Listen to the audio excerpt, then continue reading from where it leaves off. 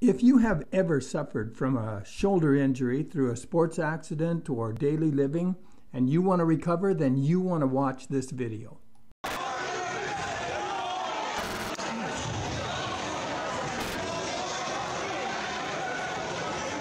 Hi, I'm Dr. David Walters. I was a high school wrestling coach for over 12 years, and during that time, unfortunately, I did see a few accidents. Recently, I met Abe Dyck, a Golden Gloves boxing champion who has also suffered a shoulder injury. Together, we worked out a muscle-building routine called Car Fit. But first, I want to tell you how Abe got into boxing. He grew up in a Mennonite family in the Chihuahua, Mexico area. As a kid, he learned to work hard and play hard. And he discovered boxing when he was a young teenager. When I was 13, I met this professional boxer that my dad introduced me to, and I immediately wanted to meet this guy.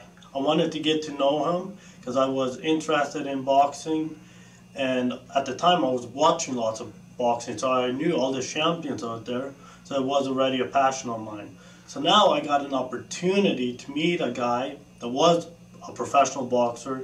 So I got to know this guy, and I told him that I asked him if he could train me.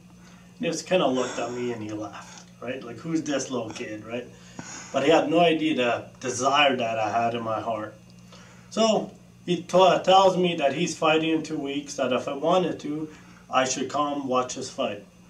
So after 2 weeks, I show up to the event, not having no money, growing up in poverty. I went to where they registered people to enter, and I asked them if I could enter for free. I told them I didn't have no money. I thought if I would beg, that they would let me in. So there they told me that the only ones that could enter for free are the ones that are going to fight. So I see this guy and I ask him if he can register me, if I could fight. Just tell him I'm his fighter, and he didn't like the idea at first, but he went over and talked to some coaches and he realized there was nobody in my weight class. So he decided to do it because there was nobody, so that means I wasn't going to fight. So he registers me, I go in, I weigh in. I've never trained boxing before. I had an idea how to fight just by watching on TV. So I'm sitting in there thinking that everything's done, I'm not going to fight. An hour later, the last club shows up, and there was a guy in my weight class. And he comes over and tells me that I gotta fight. So, butterflies hit me, all these mixed emotions, but I was destined to do it. So going into the fight, I realized, I was thinking, what did I get myself into, right? But I couldn't back out now. I'm already weighed in, the fight's settled, and I could not show people that I was afraid. So going into the first round, I remember when the guy hit me with the first punch, I realized, well, that wasn't that bad. I can do this. So I started fighting back. And when I started fighting back, I realized I had a chance because I was hitting him. So it was a brawl. First round, I did pretty good. Second round, at the end of the second round, I started slowing down because I didn't have the cardio for it. And the third round came along. I was so tired, I was exhausted, and I didn't want to fight anymore. But I had to dig deep. And I took a beating for the whole round. Like, I tried fighting back as much as possible, but I just took a beating. And right before the bell rings, the guy goes down, hits me with a body shot, and knocks the wind out of me, but I stayed standing. And the round was over. So I walk over to the corner, barely breathing, trying to catch some air, but I made it through. So his coach, the other guy, my opponent's coach, came over to me and hugged me, told me what a good job I did, because he's never seen a Mennonite kid fight like that. So then I moved to Canada and I found myself a local gym and I started training, and I had my first competition in Canada, which I went to a 2-day tournament, and I was the only fighter that won both days. So that's how my journey started. I won that event, and from there, my coach took me to Regina, fight the native kids in Regina, and I fought some kids from Manitoba, and so I was beating all these kids, right? But what happened in a fight where I threw an overhand, I reached with it, and you don't throw, you don't reach. You Show don't me wing. that. What do you mean? So like, if you throw an overhand, usually you throw it with a jab to get closer, to gain distance, and then you throw that overhand up close. Oh, okay. But what I did, he hits me, and I just swung it, like as hard as I could. And as soon as I hit the guy, my shoulder dislocated.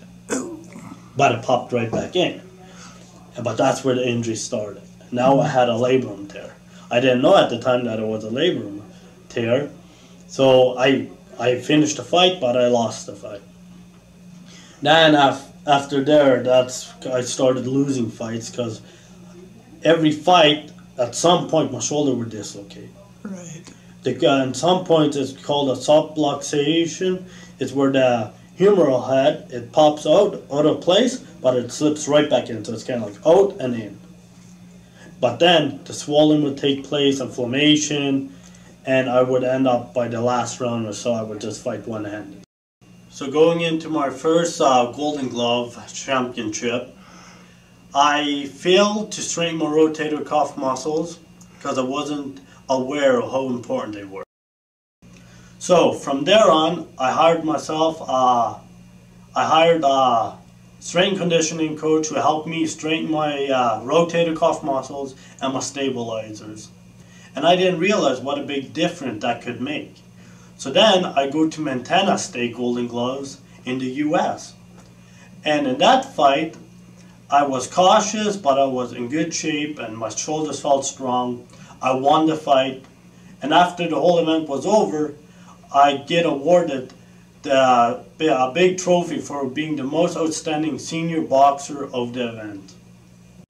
So when I heard Abe's story, I asked him if it would be possible to develop a training program that people could do on their own without having to join a boxing club and go into the ring. So I developed this workout routine that you can do in your car. And so that's how the whole program got started. Each exercise is organized into a round to keep the boxing metaphor. And you can click on the link to download each of the rounds, and you can do the exercises in your car, in your driveway, or a parking lot, or if you follow all safety precautions, they can even be done as you're driving to and from work.